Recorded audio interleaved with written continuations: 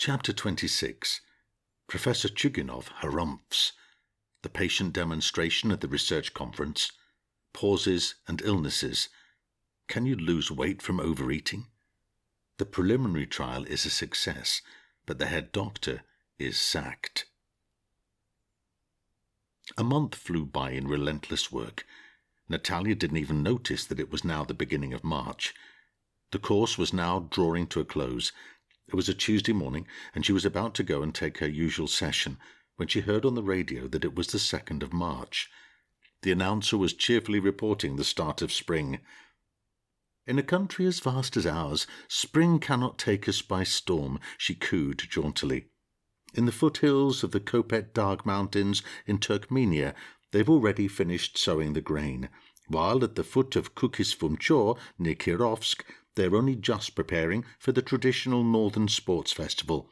But be that as it may, the calendar is the calendar, and Monday marked the beginning of the most enchanting season of the year, much celebrated by poets." Ironing her skirt, Natalia still had time to catch the enthusiastic report that the cheerful sound of snow dripping as it thawed was growing ever louder, and that on the streets of Leningrad they were selling mimosa grown on the warm shores of the Black Sea. Goodness, she'd just not noticed. She was so involved in her groups, she'd ended up in a kind of stupor. Unexpectedly adopting a more serious tone, the announcer stated portentously that spring was especially important this year, since it was the final year of the 7-year plan. The first post-Khrushchev spring, Natalia remarked to herself as she tested the iron with her finger. "We can all rest assured that our Soviet farmers will undertake the most productive spring sowing yet, since the plenary session of the Communist Party Central Committee in October and November last year relieved them of the unnecessary obstacles which fettered their initiative and restricted opportunities for rural workers." The programme's presenter continued, as if picking up on Natalia's thoughts. Did that mean the retreat was being sounded on the nationwide planting of maize, then? Natalia tried to work out the implications of what she'd heard as she ironed the hem of her skirt. What had they written about the plenary session she'd just heard mentioned? She remembered a report last year on the October plenary session which had astounded her and her colleagues. Very briefly, but in large type, the front pages of the main newspapers said that the plenary session had taken place on the 14th of October and acceded to a request from Comrade Khrushchev to be released from his duties as General Secretary of the Communist Party Central Committee, member of its Presidium and Chairman of the Council of Ministers of the USSR due to his advancing age and worsening health. She had noticed at the time that he was called plain Comrade Khrushchev, and the usual titles of the head of state were omitted. A strong, healthy man like Nikita Khrushchev, unwell all of a sudden? In the same large type, the article went on to say that the plenary had chosen the then evidently much healthier-seeming Leonid Brezhnev as General Secretary of the Central Committee. On the right-hand side there had been portraits of Brezhnev and Kosygin. Both of them had their hair cut short, making them look younger, and both wore the hero of the Soviet Union Gold Star Medal. And that was it. There'd been nothing else, not a word, nothing about the collective farms' problems in the sowing season, nothing about the restrictions imposed on them. But now it turned out there had been restrictions, and these had been lifted at the October and November plenary sessions. All this only gradually permeated into her consciousness. However, when the announcer started to digress slightly from her farming theme to talk about the upcoming local Soviet elections, Natalia immediately remembered that the research conference on her clinical trials of the method was scheduled at the clinic for Friday. This quickly brought her back down to earth from the dizzy heights of politics. Yes, this was it. On the 5th of March she would present the scientific community with the results she had achieved with the Leningrad patient groups. Of course, there was plenty to present. Of the 36 seriously ill patients, just 2 could be said to have achieved only average results. The Russian teacher and a former weaver from a local garment factory had not really managed to normalize their breathing properly. They had made some progress, but they could, of course, have achieved more had they demonstrated sufficient determination and staying power. All the rest had successfully crossed the line which divides the hopelessly ill from essentially healthy members of society.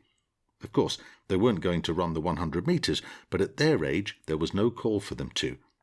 Moreover, Natalia's charges now no longer suffered the nightmare of nocturnal attacks, and their daytime attacks had disappeared early on during the course.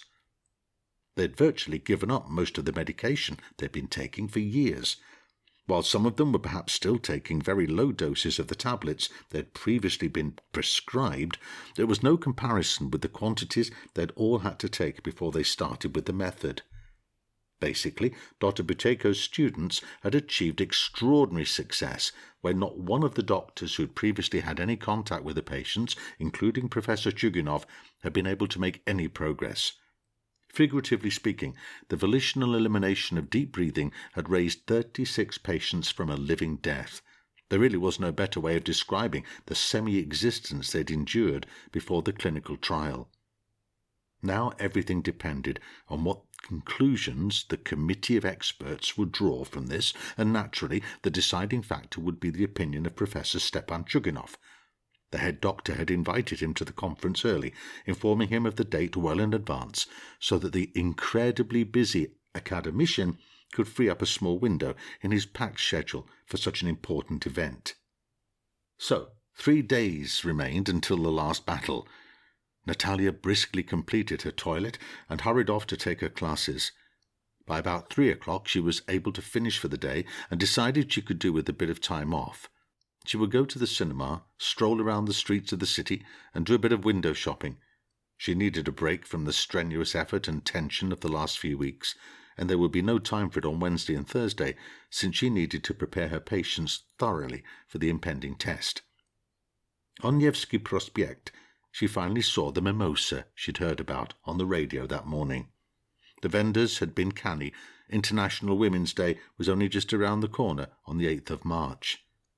As always, and as it had been back in her student days, Eliseev's Emporium astounded her with the abundance of its window display, packed with the most amazing array of fabulous goods. There were elaborate towers of beautifully wrapped green and yellow children's chocolates at 15 kopecks apiece, and wonderfully tempting coffee cream cakes. There were displays of every sort of sausage and salami, and dark brown bottles of Riga beer glistening with beads of condensation. There was so much to look at for a visitor from the provinces.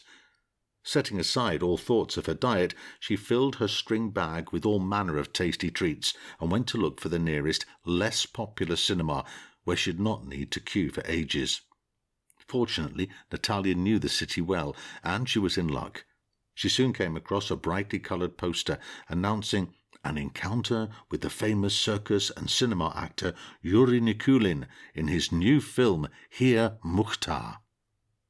The box office queue at the rather second-rate cinema was not too long, and Natalia was soon comfortably settled in one of the somewhat hard seats in her favourite middle row.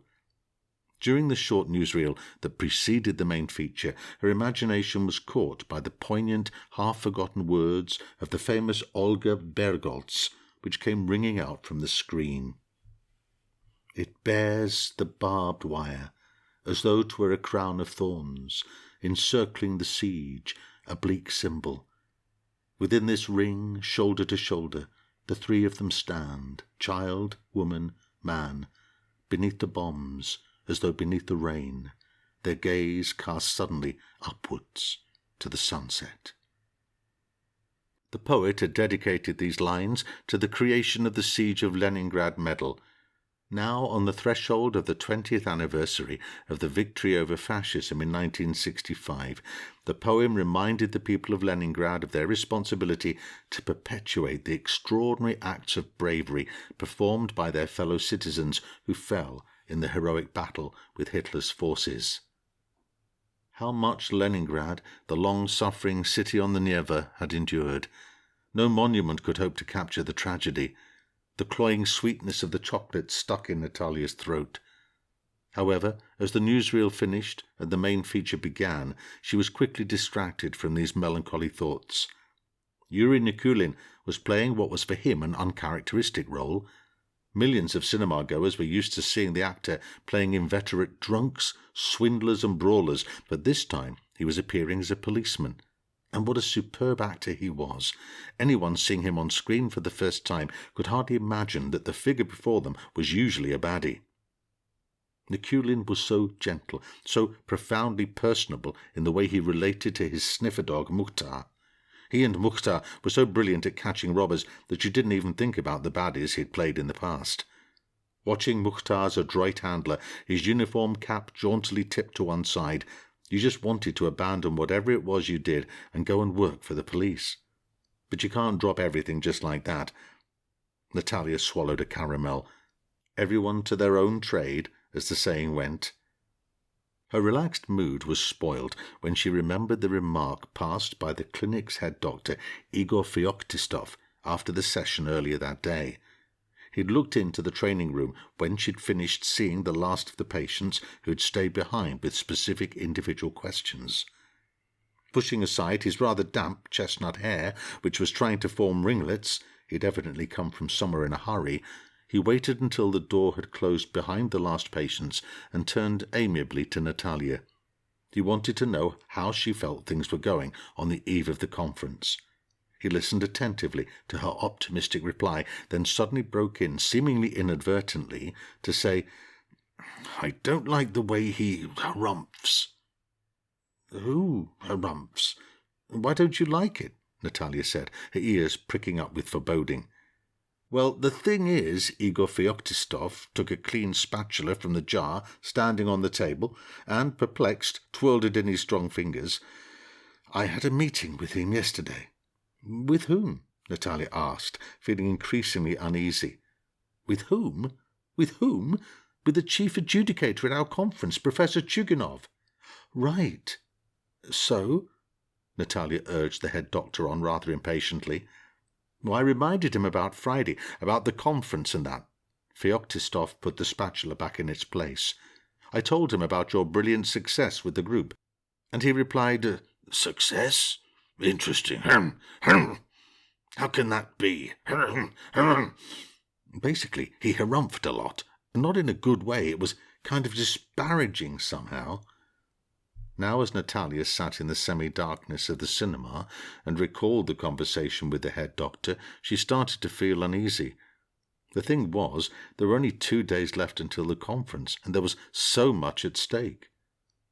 She continued to enjoy the film, and afterwards she strolled back unhurriedly through the streets of the populous city. When she reached the doors of the hotel, she was struck by an unsettling thought. What was really at the bottom of the professor's disparaging harumphing? How simple everything was in the film. Mukhtar was always hot on the trail. Thanks to his brilliantly trained nose, he was able to track the criminal down by his scent and bark loudly. "Tally-ho! Seize the thief!" But what about medicine?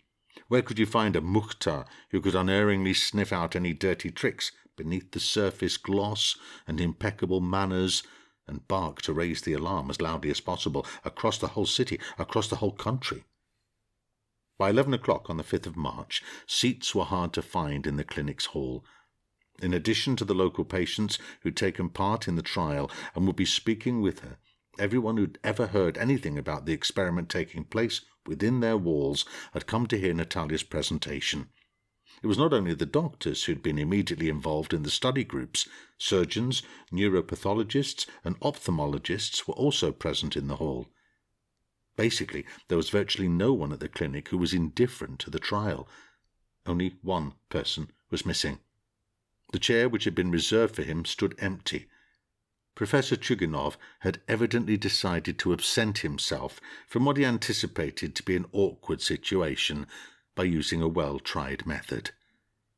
When the head doctor had phoned him the day before, Chuginov had explained that, regrettably, he probably wouldn't be able to come to the conference because, unfortunately, he was terribly busy this week, and that was it. Such a small thing. Go ahead and do the appraisal, but without the chief adjudicator. He sadly didn't have the time. He was overworked as it was, to be honest. Mind you, Had he got wind that the clinic authorities were distinctly ill-disposed to the Siberian woman's innovations, he would as likely as not have been overjoyed to grace his minions with his presence. But, as it was, the professor didn't have time to listen to any fanciful declarations about miraculous recoveries. He'd already left childhood far behind him. He delegated this business to Feoktistov, let him devise a way through it. But without the professor's presence, the conference would be reduced from flagship to an empty, irresponsible farce. They talked so much romantic nonsense about the wonders of the method. However, this rubbish needed the blessing of science. Only then would it have any significance. But as long as Professor Chugunov headed the department, that would never happen. All the more so, since Buteyko had given no hint of being prepared to offer co-authorship, and instead of coming himself, had sent that little bird-like go-between. What was he meant to talk about with her? What authority did she have? Natalia reluctantly turned to face the empty chair. She instantly felt her chest tighten. She had tried so hard. She had pulled those patients back from the brink, patients who were in point of fact under the care of Professor Chugunov. He was directly responsible for the Leningrad asthma sufferers. After all, he was head of a leading pulmonology department. And there you had it. All the while his patients continued to rot away in their homes, and the compound powders offered them no relief from their brutal attacks, he was continuing to recommend this useless medication to other patients far and wide. Yet when 36 patients were liberated from their suffering without any kind of tablets, Professor Chugunov was unable to find the time to undertake a serious scrutiny of the method that had saved them. Even among the doctors here in the hall today, there were quite a few who suffered from hypertension and angina. Many had lived through the horrors of the siege. Surely these people had the right to the very best treatment that contemporary medicine had to offer. Surely Professor Chugunov felt at least a little pity for them. Although it had to be said, it seemed he didn't feel much pity for himself. He had a constant sniff and wheezed as he breathed, and yet he wouldn't give up his powders. He wouldn't give them up himself, and wouldn't allow others to give them up either. "It's time we made a start," Igor Feoktistov said quietly, seeing that the audience was becoming restless. Yes, Natalia replied, briskly nodding, as though trying to shake off an invisible burden. "I'm ready." After a short introduction by the head doctor, she slowly came forward to the very edge of the low stage. "Ladies and gentlemen, distinguished colleagues, with the assistance of the doctors here at the clinic, I have, over the course of the last month, been working with 2 groups of seriously ill patients, all of them asthma sufferers." Natalia felt a nervous tickle forming in her throat. No, what would be, would be. She wouldn't give a damn about the absence of the high-ranking professor. She demonstratively turned away from the empty chair. She would talk about the results of the trial for all those people who had for so many years been treated as simple cogs in the machine. She would present her report as though she was oblivious to the disdain of the driving gear of that machine. Who knew which way medicine's slow wheels here would turn after her presentation? It was entirely possible that they might go into reverse, despite all the disciples of compound powders. There they were, sitting in the front row, her unbeatable trump cards, patients who had genuinely been cured. Let Chugunov, with all his arrogance, find even one patient to put up beside them who had been cured with his powders.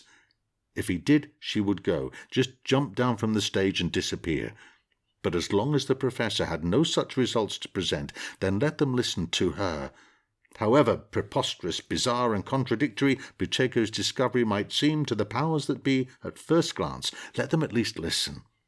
The thing was, behind its apparent simplicity and oddness, there were people who had been lifted up out of the abyss of their suffering by the method. What difference did it make to them whether Dr Buteyko's discovery was incredibly astute and wise, or brilliantly straightforward? The most important thing was that it had saved them from inevitable death, while the powders slowly but surely paved the way to mortality.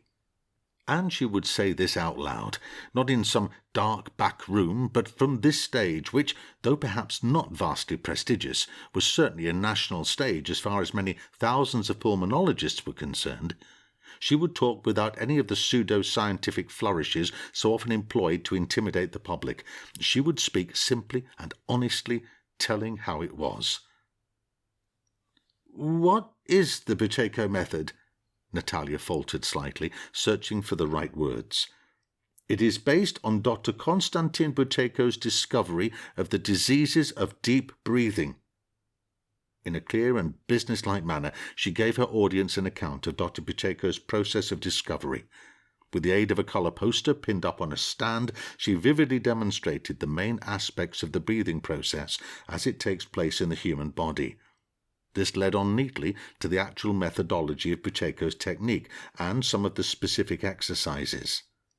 "And now," Natalia picked up a slight stir in the auditorium, "I would like to hand over to the people who are in the best position to demonstrate that what I've told you here is correct."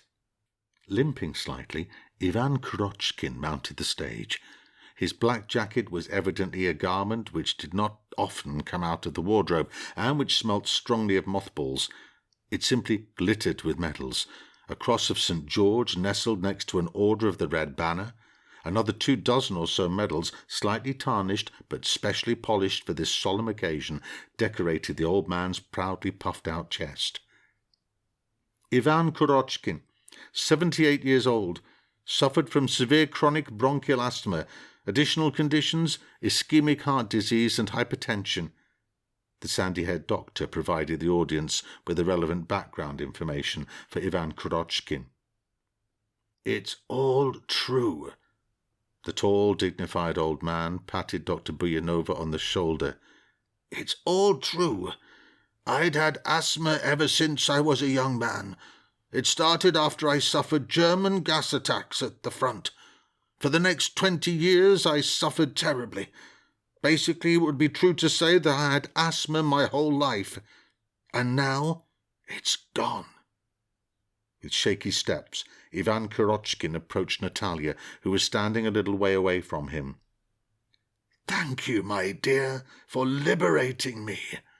Kurochkin began to kiss Natalia's hand, which she quickly tried to put behind her back. "Please tell Dr. Buteyko," the old man addressed the hall where, in the first row, the others from his group were sitting, "that his method has been for us like being reborn." Kurochkin again took Natalia's hand, and she felt the back of it becoming wet with the old man's tears. "Not only do I no longer have asthma," Kurochkin bellowed into the hall, "my blood pressure's down as well, and I've stopped getting chest pains. There are doctors sitting here." He stretched out his left arm. "I survived 2 wars, but in peacetime, when the asthma was slowly killing me, no one could help me." For a second the old man was blinded by the flash of a newspaper photographer's camera in the 3rd row. "I was treated by Chuginov," Ivan Kurochkin continued undiplomatically. "What medication didn't he advise?" He again looked at his fellow patients in the front row, apparently calling upon them as witnesses. From their places, everyone who had completed the course with him nodded their assent. "Those hormones fattened me up like a hog, all to no avail. Things just got worse and worse. What's the point of all that when there's the Buteyko method?" The old man cried. "Tell me, dear people." He again tried to catch hold of Natalia's hand, took out a handkerchief and mopped his eyes, which were wet with tears. Then abruptly, looking rather stooped, he left the stage. "Now I'm slim and healthy again," Ivan Kurochkin made his final comment from the floor of the auditorium. "Nina Friedman," in a loud voice, Dr. Buyanova introduced the elderly woman who was to take Kurochkin's place on the stage. She was wearing a dark green dress which literally hung off her. It looked as though it had been made for her to grow into. "My experience was very similar," Mrs. Friedman started, before her diagnoses had been announced.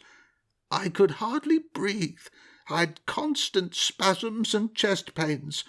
But now I can breathe normally." Her small, kindly eyes twinkled. "It's true. I no longer breathe like a steam train. I breathe Buteyko style, which means I don't breathe deeply anymore. I can see there are lots of women here today." Nina Friedman looked into the middle of the hall, where a group of nurses was sitting. "I'd like to give you one piece of advice." Friedman smiled slyly. "Even if you consider yourself healthy but would just like to lose some weight, learn Buteyko breathing." A wave of muttering was heard from the centre of the room. "Before I met Miss Voronova, my weight was driven up by hormone deficiencies." She cast a grateful glance in Natalia's direction. "I went up to 98 kilos, and I'm only 1.65 meters tall. But now, as you can see, this dress hangs off me like a sack. All my clothes have had to be altered. I lost 15 kilos in a month, and the weight is still coming off. And all it's taken is to practice Buteyko breathing. The effect is better than any sport or exercise." Her statement excited a great deal of interest among the audience. After this, one patient after another mounted the stage.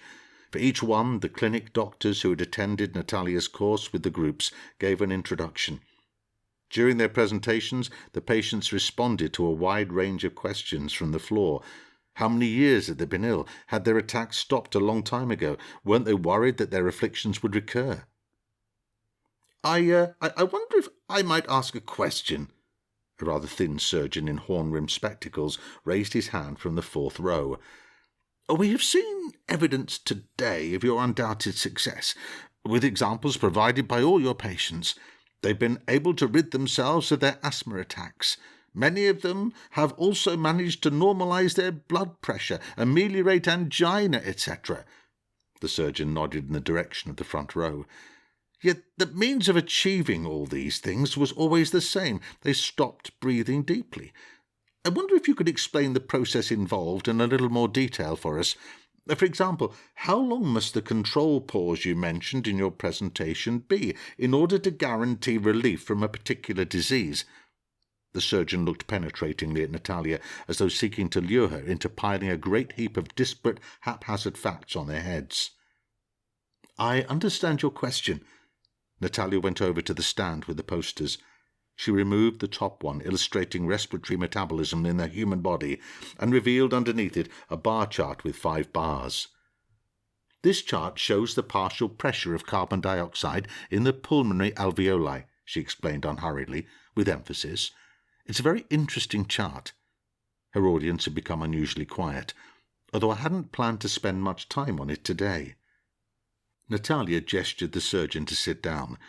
"We are currently talking about the clinical trial conducted to assess the effect of the method on asthma sufferers, and that's what the official report will focus on.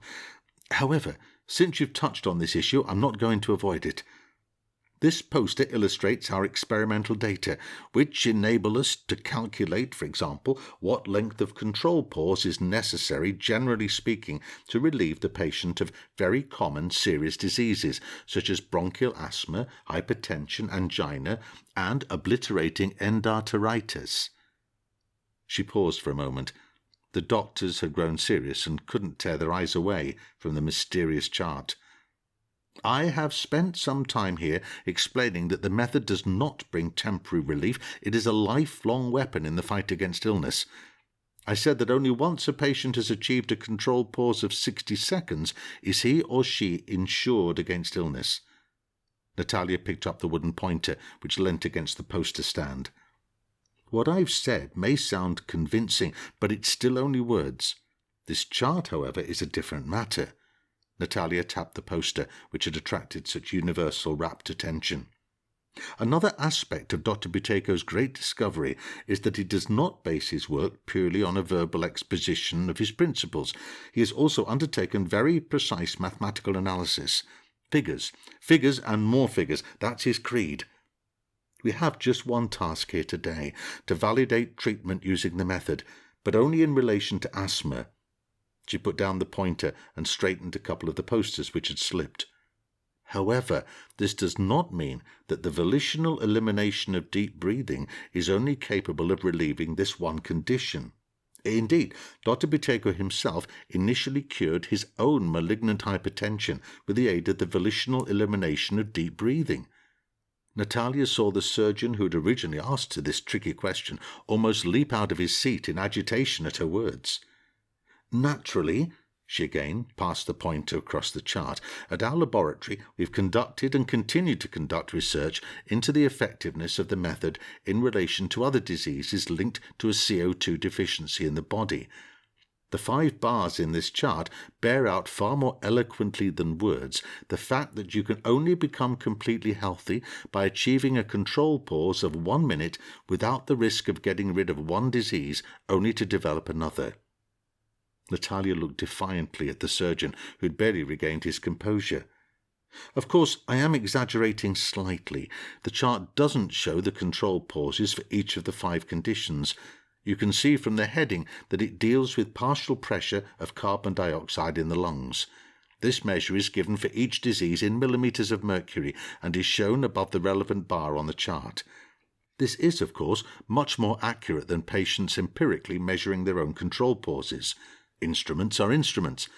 Nevertheless, in answer to the question, I would say that if we look at the table showing pulmonary ventilation criteria next to the chart, she moved the pointer across the 7 stages leading to death depicted on the table, it is possible to convert millimeters of mercury to a measurement that approximately corresponds to the control pause. Then Natalia took a piece of chalk and made some simple calculations on a small blackboard. We end up with a scenario where on average we can get rid of bronchial asthma by increasing the control pause to 25 seconds. I would emphasize, however, that this is an average. It's very approximate. A significant role is played by the age of the patient and the severity of their condition. Also, please note that 25 seconds is definitely the control pause and certainly not the maximum pause. "Well, that's a bit more concrete," the inquisitive surgeon cried from his seat, the lenses of his glasses flashing. "In individual cases, considerable variations in either direction are entirely possible." Natalia finished what she was saying, as though unaware of the interruption. "But generally speaking, this estimated average control pause can provide a useful reference point." So, why does the chart demonstrate better than words the benefit of a control pause of a minute? Natalia returned to her train of thought.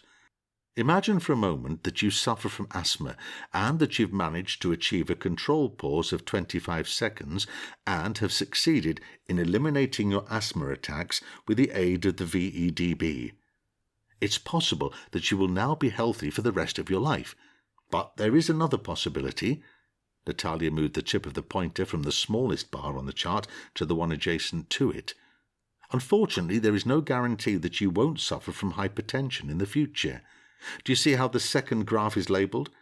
If the partial pressure of carbon dioxide in your alveoli is below 38.1, you are not protected from hypertension. But if you just succeed in pushing your control pause above the 35-second mark, you will leave this perfidious affliction behind. The young nurses seated in the centre of the auditorium looked at Natalia with undisguised admiration. The surgeon in the 4th row rubbed his smooth-shaven chin vigorously. If you manage to raise your control pause to 36 seconds, you can deliver the final blow to angina. Natalia tapped the 3rd bar on the chart with the pointer. And finally we come to that scourge of men over 40, obliterating endarteritis, which makes their legs look almost gangrenous below the knees. Natalia glanced sideways at the surgeon who was shuffling in his seat. You can only be free of it with a partial pressure of carbon dioxide in the alveoli of over 39.2, and at this stage the control pause should be over 39 seconds. Her pointer halted for a while at the 4th bar of the chart. As you can see, when they've banished asthma, patients still have to be on the lookout for all manner of other dangers. But it is certainly worth achieving a control pause of a minute. Natalia tapped the pointer on the 5th and largest bar, because then you are done with all these dangers forever. A partial alveolar pressure for CO2 of 46 reliably protects you from all the vicissitudes of fate. You will become truly healthy. A ripple of surprise went through the hall. So, That's how Dr. Buteyko works. Natalia hastened to finish talking about the chart that had so interested her audience. Rather than excessive verbiage, he prefers thoroughly checked figures, and that's what he teaches us, his colleagues. "May I take a photo?" The curly-haired newspaper photographer climbed onto the stage and took several close-up shots of the chart, to which he seemed almost magnetically drawn. "But let us return to asthma." The head doctor decided to redirect the discussion back to the main theme. "Does anyone else have a question?" "May I?" A plump, middle-aged woman next to the surgeon shyly stood up. She was wearing a white coat which barely fastened in the middle. "These patients here," she scanned the front row and her gaze settled on Mrs. Friedman. "They said it's possible to lose weight healthily with the method." She smiled self-consciously, and her little ruby earrings swung back and forth. "Could you explain in a bit more detail why that happens? And if possible, could you say a bit more about your diet? I'm actually an ophthalmologist and don't have any connection with asthma, but it would be very interesting to hear what you have to say." "Well, you see," Natalia struggled not to smile at the sight of the woman's white coat straining at the seams, "Dr. Buteyko has his own point of view on this. He's deeply convinced that there is one reason, and one reason alone, for people putting on or losing weight excessively, and that's overeating." Nudged in the ribs by his plump neighbour, the surgeon actually gave a start. "Alas," Natalia inclined her head reproachfully, "both groups overeat." "But you should see what I eat for lunch. For a man, it's not food, it's mere crumbs," the surgeon exploded. She clearly hit a raw nerve. "It may be that someone overate in the past," Natalia put him in his place. "In their childhood or youth, it doesn't matter when. Buteyko categorically states that they must have overeaten at some stage." She straightened her close-fitting white coat, which showed off her slender figure to advantage. "As people who overeat generally also overbreathe, Dr. Buteyko believes that their metabolism is, as a rule, damaged by CO2 deficiency. Food is not digested as it should be. As a result, abnormalities arise in the form of surplus or indeed insufficient weight." About the so-called Buteyko diet, Natalia caught the tensely expectant gaze of the plump ophthalmologist. "Basically, there is no such thing, and this is confirmed by Buteyko himself. He instructs his practitioners to tell their patients about breathing 100 times and about diet just once. Indeed, in comparing the importance of breathing and diet for the human body, he usually gives the following example. Think about it. How long could you live without food? A month. Many people could manage 2. But how long could you manage without breathing? A minute or so. That's how much more important than food breathing is for the body." Dr. Buteyko sometimes also adds that if your control pause is a minute and a half, then in principle you could even eat nails. Having been fully prepared to note down the magic formula, the disappointed ophthalmologist leant back against the hard backrest of the wooden bench. "So, my first piece of advice to those of you who are interested," Natalia raised the index finger of her right hand, "if you want to normalize your weight, the most important thing is to normalize your breathing. Once the metabolic process is working as it should, everything will fall into place. Thin people will put flesh on their bones, and stout people will lose superfluous fat. As for appropriate nutrition, that will come of its own accord. By eliminating your CO2 deficiency, your body will wise up. You will find that without any conscious effort, you'll simply no longer want to eat the sort of protein-rich foods that exacerbate overbreathing in the quantities you did previously. By protein-rich foods, Buteyko means fish, eggs, chicken, pork, and beef in particular, as well as dairy products, fish roe, and animal fats."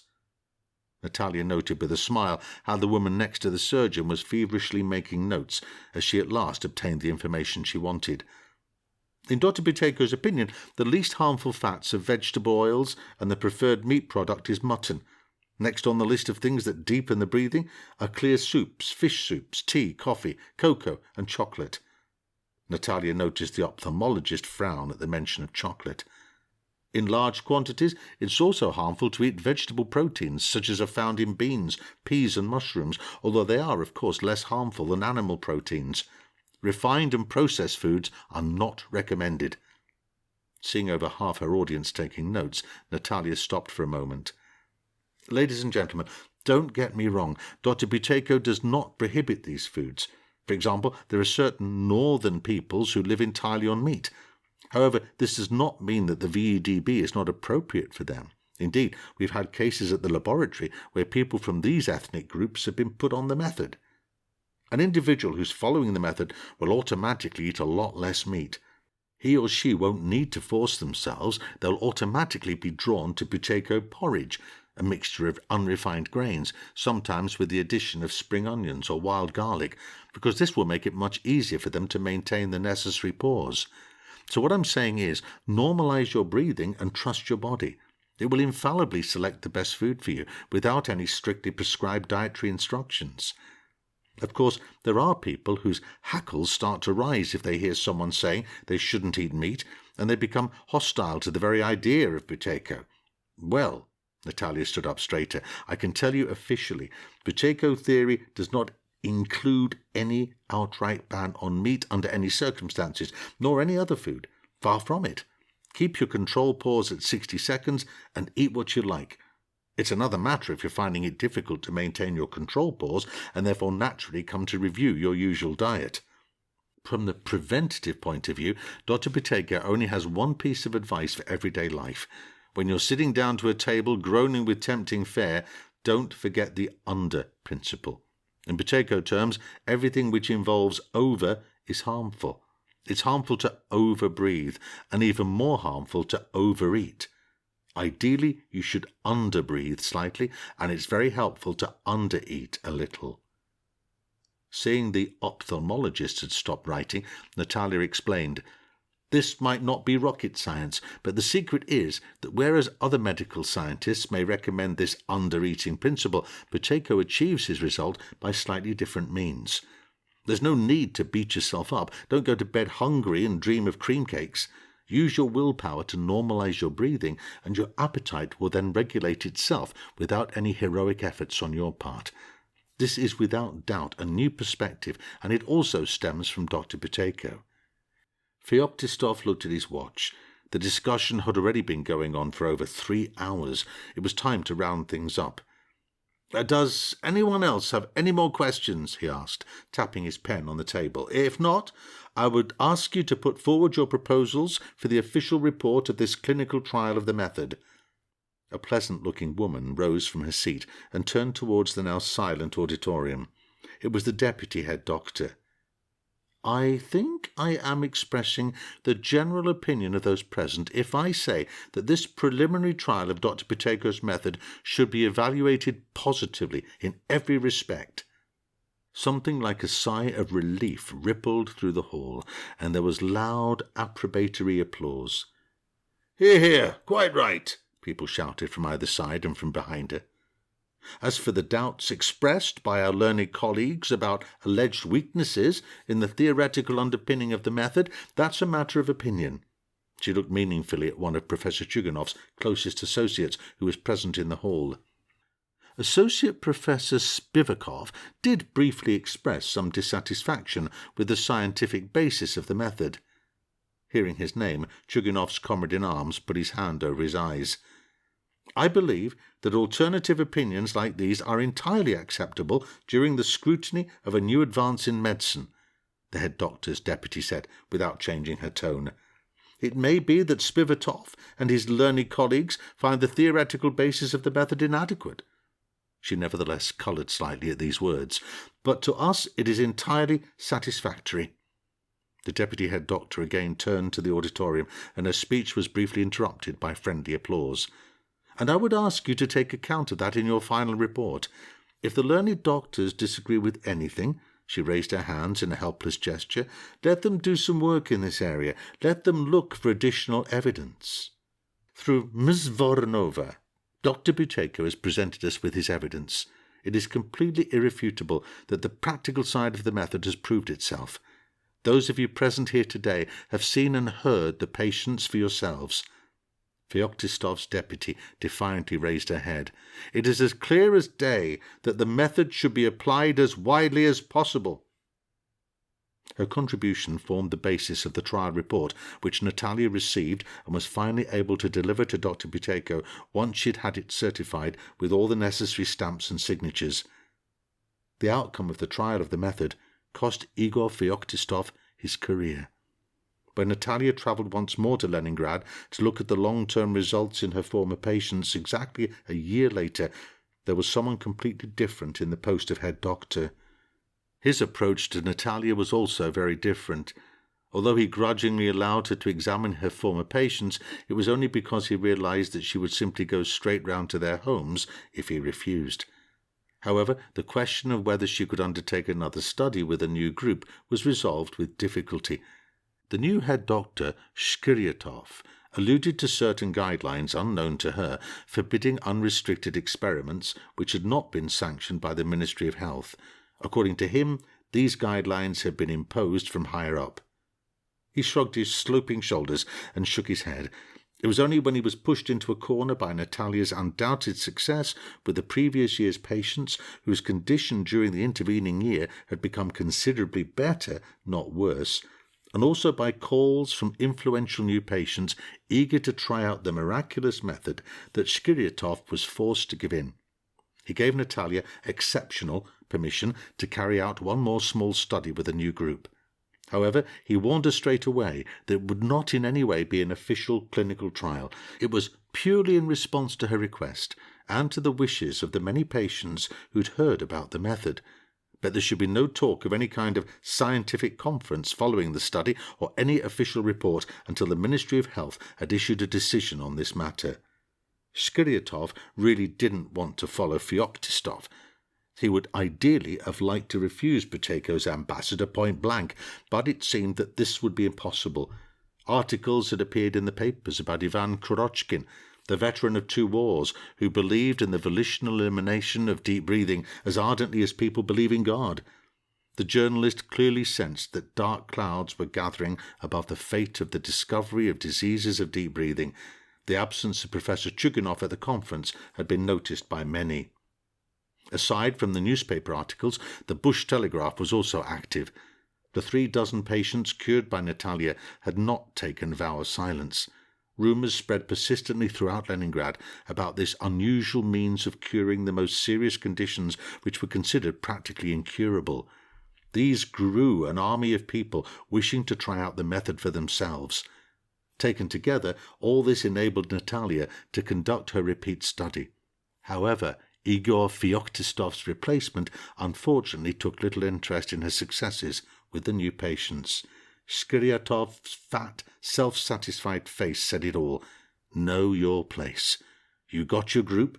You did the work without mishap. Thank God.